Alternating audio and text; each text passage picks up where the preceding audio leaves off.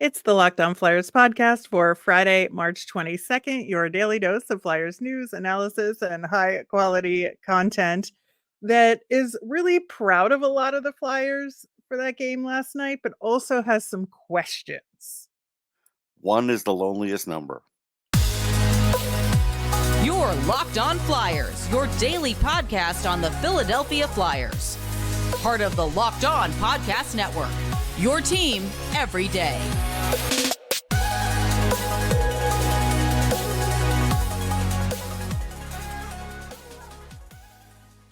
Hey there, and thanks for making Locked On Flyers your first listen every day. I am Rachel Donner. You can find me on Twitter at rmiriam. I'm here as always with Russ Cohen, who's on all your favorite social media apps at Sportsology. We are at Locked On Flyers on Twitter, Instagram, Threads, and Blue Sky as well. Today's episode is brought to you by FanDuel. Make every moment more. Right now, new customers get $200 in bonus bets with any winning $5 bet. That's $200 if your bet wins. Visit fanduel.com/locked on to get started. You can subscribe or follow us for free over on YouTube or on the SiriusXM app or anywhere you listen to podcasts.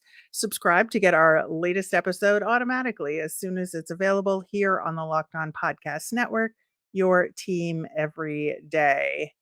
Russ, another game, another Sean Couturier scratch, eh? Yeah, it's a story that won't go away. It's a story that the coaches now created to follow the team. It's getting talked about everywhere. Uh, I know some people are like, well, look, Torts is so good at deflecting, and this isn't about any of that. I think this is snowballed a little on the coach, and now he's going to have to find a moment to put him back in, Mhm. whenever that is. The reluctancy to It's talk about it is an issue.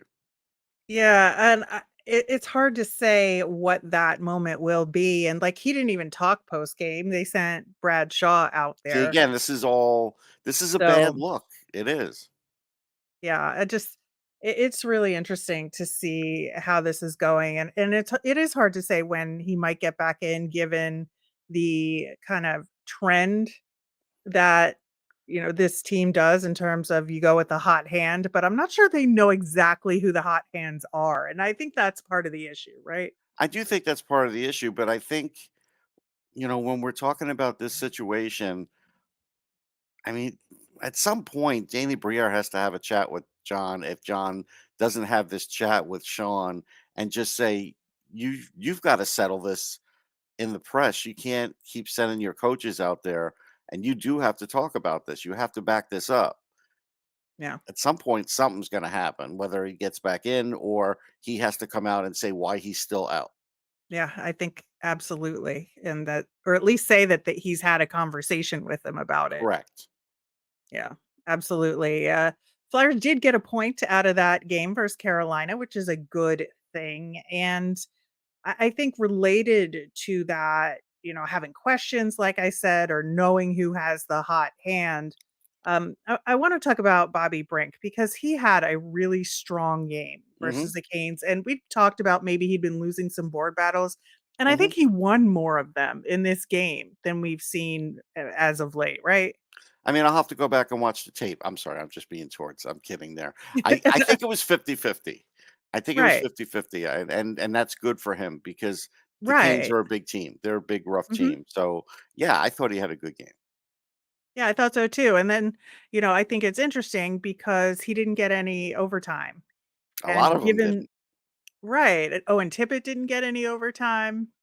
So I understand, like, some of the guys were out there for a little bit longer and, once the Canes won, there wasn't an opportunity, but at the same time, I just really thought, given that Tippett, Frost, Konechny line was the standout line of the game It for was. sure, to have Owen Tippett not get to go out there Yeah, it makes no and sense. I mean, you're going to yeah, probably get a 2-on-1, at least one 2-on-1 chance, and they did.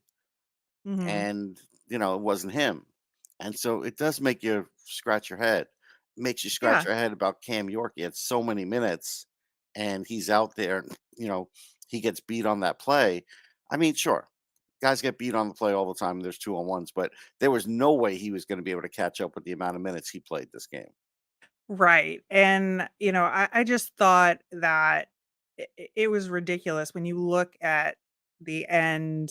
He had over 29 minutes, It's too much. 29:01, way too much. And so when you have somebody who's been worn out this whole game and he's the lone defenseman out there, um, I think that I do think that was a mistake. And it's nothing against Cam York. And I No, thought he's got he a had big heart, he wants to play, I get it. He's not gonna say, "Don't put me out there." It has to be the coaches that look at it and say, "Yeah, he's had a big load this game." right, and it has nothing to do with his quality of play during the game No. overall. It's just the ice time, and that with this Carolina team, if there's one missed play defensively, you're gonna see the 2-on-1 go the other way, and it's more than Yeah. likely gonna go in just because of the skill involved. Yeah, and unfortunately, whether it's Torts or Bradshaw, whoever it is, they're never gonna trust the young guys in these situations. They're just not. They don't put Brink out there. They're not gonna put Adder out there. They're not gonna put Lixell out there. Lixell's really good 3-on-3, but He is. they'll never know. They'll never find out. Yeah, and I think that, they're probably more likely to put those guys out in the shootout just to give them a Yes. shot situation, but, unfortunately, the Flyers didn't get to that Right. scenario, and again, I do think it's not Cam York's fault, it is the team's fault for putting him out there Yeah. in that situation. Yeah, for sure.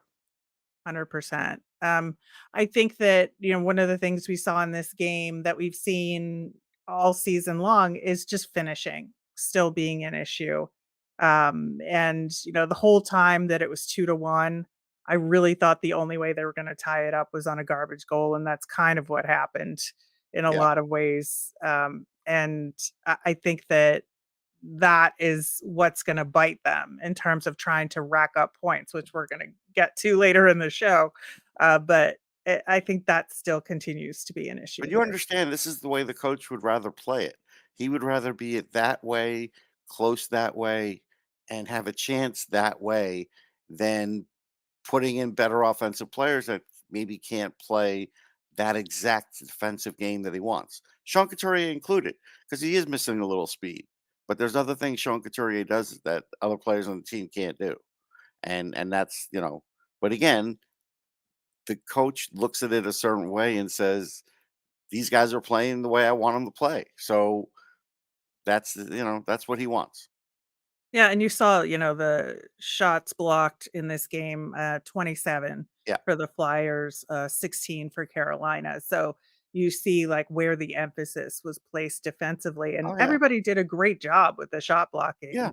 blocking. It is interesting to see a game like this that Nick Seeler is not playing in and see how the blue line kind of rallies around. I thought Eric Johnson played a huge part in that Things look better. style of play.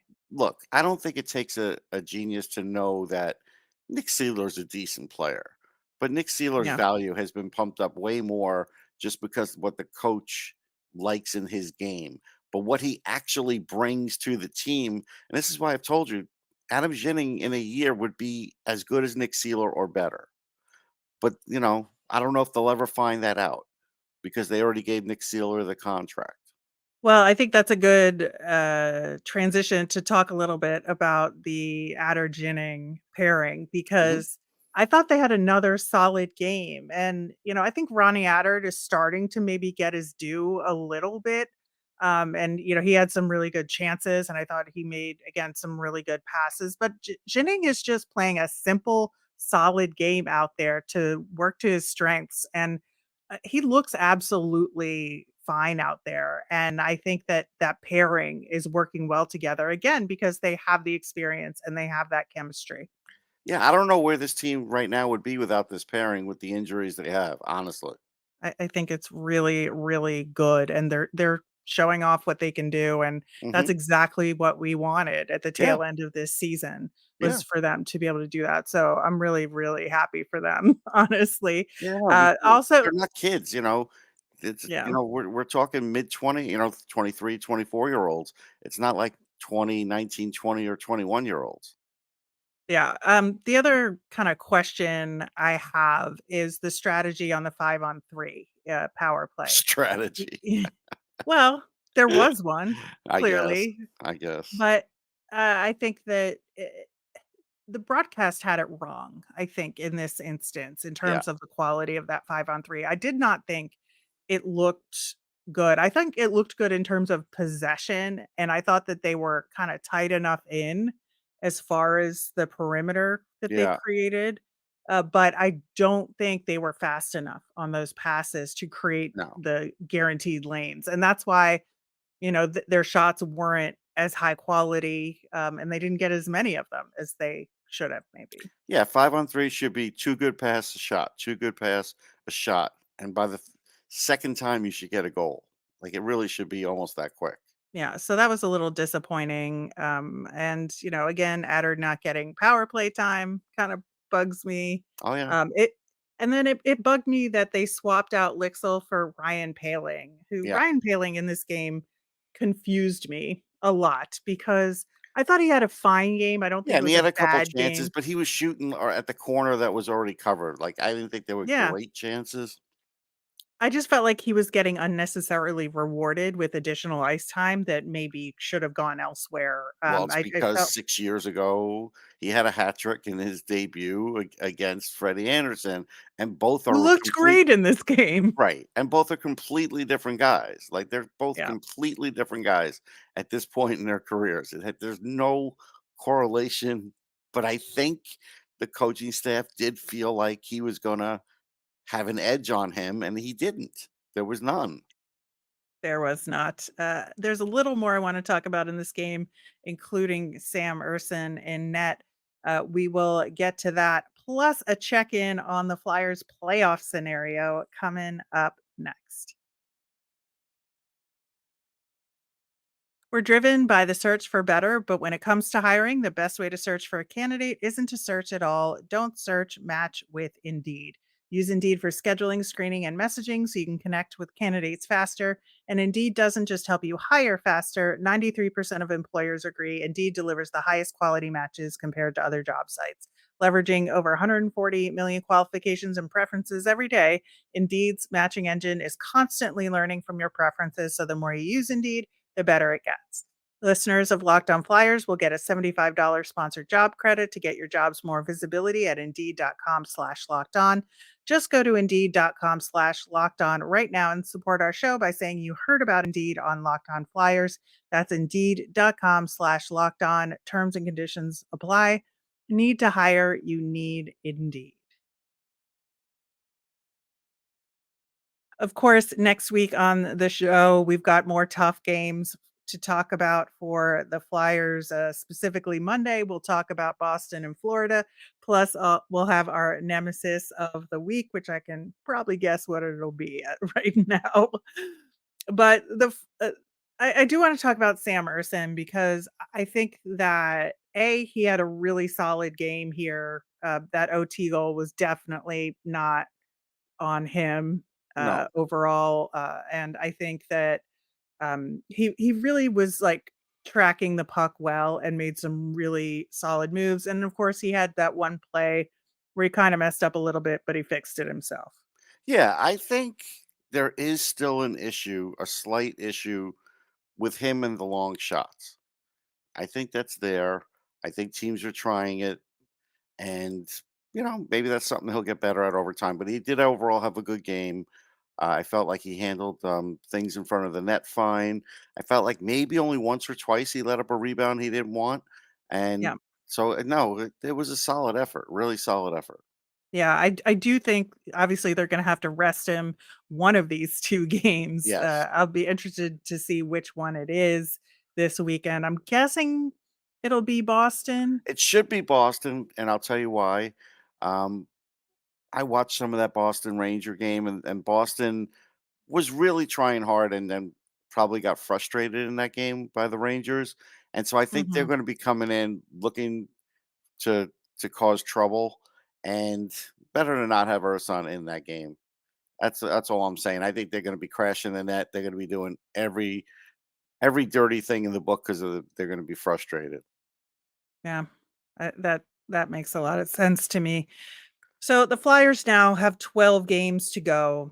They've got 4 games against teams above them, including 2 against the Rangers on the road at Madison Square Garden, which Never ideal. nope, nope, don't love that. 4 games against teams in the hunt below them, so the Caps, Isles, Devils, and Sabres. The last 2 games are at home, which is good, but it's after a road trip right before a 3-game road trip Yeah. before that. The last game of the season is against the Washington Capitals, which I am terrified if for that to have implications. Yeah, that game could really be trouble. Um, it could be for all the marbles like in 2010 when they played the Rangers. I know. It does have that feel. I mean, I'm not gonna lie. Yeah, yeah. I mean, it would be fun, that's for sure. Oh, I Because mean, you I always loved covering those kinds of games. I mean, it's do or die. It's the yeah, reason we love sports. Uh, there's a lot of time in between now and then, though, and like right now, the Islanders look really bad, but then the Islanders looked bad a month ago. Then they got hot, and then they didn't look bad, and they're still with 12 games. The way this thing is, if you get hot for 5 games, it could really still make a difference. We're still not absolutely. beyond that yet. Yeah, so you look at the Washington Capitals, which is the biggest threat Yeah, to the Flyers right now. They have 14 games to go. So 2 games in hand, which yeah, is are huge 2 games. They are in fact playing Carolina today. right. So on, a back-to-back situation for the Canes. So that's not ideal for the Flyers, No, let's but they did say. lose against the Leafs, who played back to back, but the Leafs lost to the Flyers, and probably you saw Matthews had that little extra juice in Right. him, and so yeah, I mean, it's not ideal. I agree, but that's how this is going to be, and that's why on the surface you say it's good they got the point, but Yeah, had they got the two, it would have been much better because much better. I mean, that just by what we're analyzing here. That's really just the way it is. Yeah, so the Caps, have a pretty hard schedule, to be fair, Hmm. themselves, because 'cause they're facing the Jets, Leafs, Boston, Carolina, I think Boston again, and Tampa. They faced Detroit twice as well, Which and will and tell a then big story. yeah, that's gonna be huge. Like, the 2 Boston games and the 2 Detroit games are gonna be huge for the Oh, yeah. Caps. Um, but then they have 1 game against Ottawa. So, they don't have it much easier than the Flyers do. I would say it's comparable, to be Yeah, honest. I would say it's comparable. So, I think, like, the next 2 to 3 games are gonna make a huge difference for both of these teams, and, I think will tell a lot here. Yeah, I agree with you 100%. I see it the same way. Yeah, and you talked about the Islanders a little bit, of Yeah. course, they did just lose again, like you mentioned, so that now they've lost another 3 games in a row, like you said, they had that losing streak, they won a few, and now they're back to losing again, Yeah, I mean, it's and to the Red Wings, who really needed that win. yes, and that was bad for the Flyers because the Red Wings are making it harder for them to be a wild card team and have to Yep. almost take that 3rd spot. There That's were what no that winners in that game for the no, Flyers, let's no. say. It was interesting though. The Islanders pulled the goalie with like I don't know over 5 minutes to go in the game. They did get 1 goal. They almost got two. You could see. I mean, I was watching some of that game. They also don't have a ton of firepower like the Flyers, so they have to Mhm. play it pretty close to the vest too. But down the stretch, a lot of these teams are playing this way. That's the thing about it. Yeah, I mean, everybody's just going for it when they can Yeah, because they have to. Like that yeah, they nobody do. has any choice given how tight all these races are. And unfortunately, I feel like we also have to talk about the New Jersey Devils because they're Yeah, refusing to go away in the conversation either, which I think they were down and out for the longest time and they still are to some degree in terms of quality of play I yeah, would say overall, but they have won 2 games in a row, and they're just sitting there, like, biding their time to watch, like, the Islanders and the Caps either implode or, right. cancel each other out, right? Yeah, there's still a chance only because Jake Allen is now propping him up Yep. and it is helping him. So, Yeah, if they were to go on like a 6 out of 7 or something, it'd be tough. So, yeah, it's just the Flyers aren't at the point yet where they could, worry about who they're facing and what points they could get. They gotta get everything. Yep. Like, it's just everything just there is no margin for error. Yeah, and especially these in division games. Yes. I think unless well, they have to get the points because they need the points, but I think, like, had the Flyers won against Carolina, the fact that it was a 3-point game wouldn't have mattered, right? Right, right. Because the Canes are above them. So if they're playing the Rangers and it's a 3-point game, but the Flyers win, who cares, honestly? No, but what matters is whoever plays the Capitals and the, Red Wings, Yeah, and if they win give in up a regulation. point or yeah, Yeah, yeah. right. Well, we know where our bias lies on this front in terms of Yeah, yeah. the making the playoff scenario. So 3-point games for the Flyers, okay, where the extra point goes to a team above them is fine. In every other team scenario, it's not fine, and I'm okay with that. Yep, if you were the mayor of of the league, that's the way it would go. Yeah, so, Tampa's won 4 in a row, Detroit's won those 2 in a row, they're back in the 2nd wild card spot, so the Atlantic is gonna mess things up for us too. So, hopefully, the Flyers can get, maximum points, and they're gonna have to start that by having the worst weekend ever by playing Boston and Florida in back-to-back games, and we will talk about that and the Flyers road ahead coming up next. Say goodbye to busted brackets because FanDuel lets you bet on every game of the tourney. Whether you're betting on a big upset or a one seed, it's time to go dancing on America's #1 sportsbook. Right now, new customers get $200 in bonus bets if your first $5 bet wins. That's $200 to use on spreads, money lines. You can even pick who's going to win it all. Again, go with the University of Houston. I like the Cougars. Just visit fanduel.com/locked on and bet on college hoops until they cut down the nets. Are you watching Fox Sports or ESPN on your TV all day? Have to turn down the volume with all that shouting? Make the switch to Locked On Sports today, a free 24/7 sports streaming channel programmed for you every day to bring the biggest stories without all the screaming. Locked On Sports today brings you can't miss analysis, opinions, news. It's streaming 24/7 on YouTube or the free Amazon Fire TV channels app. We're part of the Locked On Podcast Network, your team every day. Flyers have 6 games in 10 days, Russ. It's, Tough. That ain't great. it is tough, not at all. We start with the weekend back to back at home, Boston on Saturday, Florida on Sunday. At least there's no travel involved here is, like, the saving grace for me. No, but like Saturday, it's going to be hard for fans and someone like me to get to the game because there could be major flooding. So that's going to be a thing. So even if they live close, they're still going to have to deal with that. So that's not going to be fun. Uh, besides the games, there's a little bit of Mother Nature getting involved too. Yeah, well, I don't look at the weather until, like, maybe an hour before I'm gonna go outside the house that day, so I didn't even know that. Oh So, yeah, oh yeah. Around here, it's flood watch already. wow. Could be Well, hopefully 2.7 inches of rain, possibly. yikes. Well, hopefully it freezes into a pond for the Flyers to Yeah. play on there. But yeah, that game against Boston, I think Boston's just playing at an all-time high of confidence right now, and it's I think that they can't be careful in this one at all, thinking ahead No, to Florida, right? no. I mean, I was watching their game, and McAvoy plays such a good game. He and now I'm forgetting his name, but he uh, Kevin.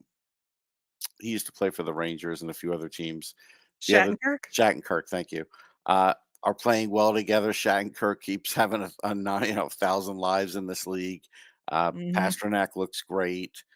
Marchand at times I think is trying to do too much, but always still super effective. No, they're a good team and they play a good system. Like it's just you're not going to go in and bury them. It's never going to No. happen. No, and that's why it's tough because having the Florida game be the second half of the back-to-back, 'cause the Flyers match up so much better against Florida, and we've Yeah. seen the Flyers have played them really well this season, Yes, they have. and so I think that's gonna be a huge part of the challenge here is that, maybe this is the day that Sean Couturier gets back in because 'cause he'll be rested, Maybe. but and I because I think faceoffs are gonna be huge in that game, and I do I you too. can As good as they you can are up the see it. middle. Yeah, oh yeah. Yeah, you can see how much the Flyers have missed that aspect of his game, and I understand, like, you need somebody that can do more than faceoffs, but Couturier can do more than He faceoffs, first can. off. But I do think against Florida in particular, I think that'll be extra important. Yeah, their strength is their centers, and so for Yeah. sure, if you don't have anybody really to go up against Barkov, you're in trouble right out of the gate. Like it's gonna be an uphill battle just for that. Yeah, so, like, we talked about the goaltending strategy that Mhm. that you put Sandstrom in on Saturday against Boston, and have that goaltending battle on Sunday against Florida, just give 'em a little bit of a mental break, 'cause I think, like, with, the style of plays that you talked about, I think that makes perfect sense there, so, hopefully, that is what they do, but as far as any other changes for the lineup this weekend, like, what would you like to see? I would like to see Couturier in there. I would like to see Ali Lixell get off the fourth line because it's he could do more. He's just not going to be able to. You're literally going to get one or two scoring chances a game if he's on the fourth line. Like that's it. And if that's all you're looking for, I don't understand it. Uh, so I mean, I would take Delorier out. If you want to leave him Yep, against Boston, that's fine. I would take him out against Florida.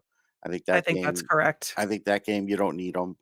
If you want to get Mark Stahl in a game, then put him in against Boston because again, he can hang around the net and try and clear the net a little bit. Make sure Johnson's in against Florida. Yep. Uh, other than that, I'd like to see Lixell get more power play time, like you said. I'd like to see Adder get some power play time because at this point, Zamula doesn't make any mistakes, right? He doesn't. He's Right. a good passer, but he's really Cam York too. He's really not shooting either. And Yep. Adder would shoot, and he's got a good shot, but you have to be able to get that chance to show it. Yeah, and it's a hard shot, so It there's more of is. a chance of a rebound. Yes. That's what you're gonna get with Adder that I think is missing from the power play at the point Yeah, he right has a now. better shot than the other 2 guys we talked about, but Yep. we're just not getting to see it. Yep, so hope to see that.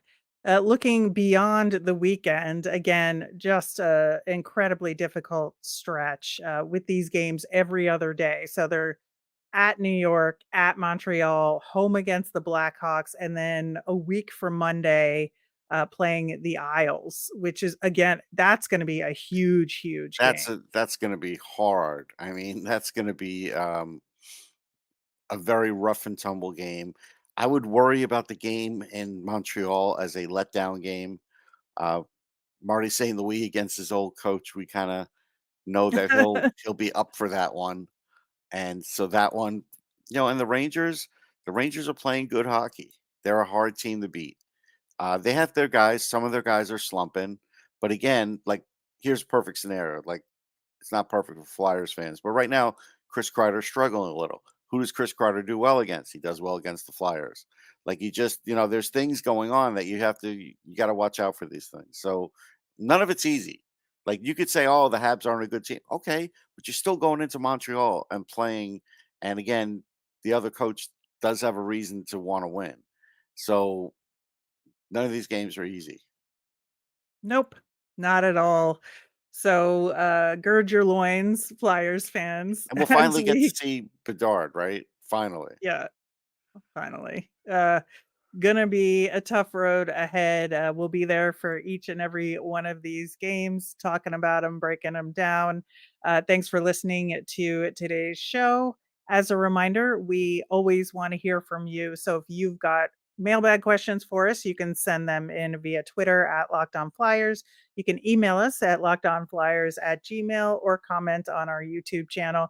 I'm Rachel. I'm on Twitter at rmiriam. That's RMIRIAM. I'm Russ. I'm at Sportsology, SPORTSOLOGY. Have a great weekend, everyone.